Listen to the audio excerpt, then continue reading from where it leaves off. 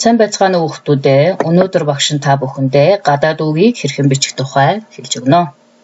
За нэгд ойрмог гадаад хэлнээс авсан нийтэд мэдэгдэж байгаа үгийг бичихэд уг хэлний дуудлага ба бичгийн төрсийг харгалздаг. За орос үг ба орсоор дамжиж ирсэн гадаад үгийг орсоор яаж бичдгийг ерөнхийд нь баримталж бичнэ. За жишээлбэл мотор, педал, трест, трактор, большевик, артель гэх мэт. За мөн хоёрт нь гадаад үг бол монгол хэлний их шиг зохицох ёс, балархай их шигийн дүрм ба гээгдэх их шигийн дүрмийг дагахгүй. За гуравт нь гадаад үгэнд монгол хэлний залгуур залгаж болно. Гадаад үгэнд ямар нэг эр их шиг байвал эр үгийн залгуур залгана.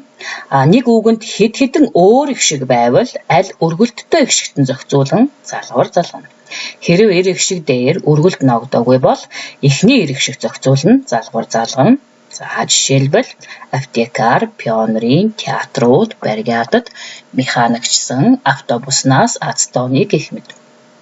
За мөн хоёр үгнээс бүтсэн нэг нэрийн сүүлчийн үгийн их шиг зохицуулан залгуур залгадаг. Жишээлбэл агротехникер гэдэг үг байна. Энэ үг маань агротехник гэсэн хоёр үгнээс бүтсэн байна, тийм ээ.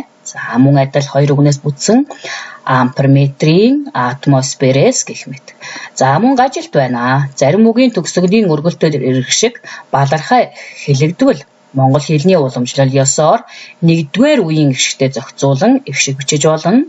За жишээлбэл кило гэдэг үгийг за килэр, килтэй, хилэлвэл, хиллэн гэх мэт бичиж байна.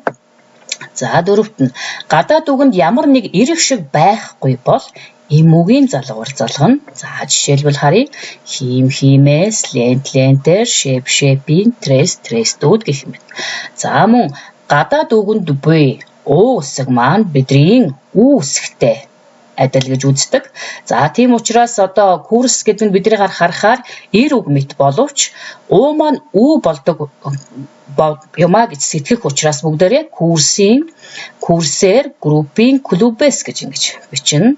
За мөн гадаад үг маань к үсгээр төгссөн байвал хэлний г хэмээн бодож за им үгийн им үгээр эхэлсэн залгуур залгав. За бид нэр хэлний г-гийн араас ямагт им үгийн эхэлсэн залгуур залгадаг, тийм ээ. За маркийн, маркийг, папаркийн гэдэг жишээг хараад ойлгож байгаа бах.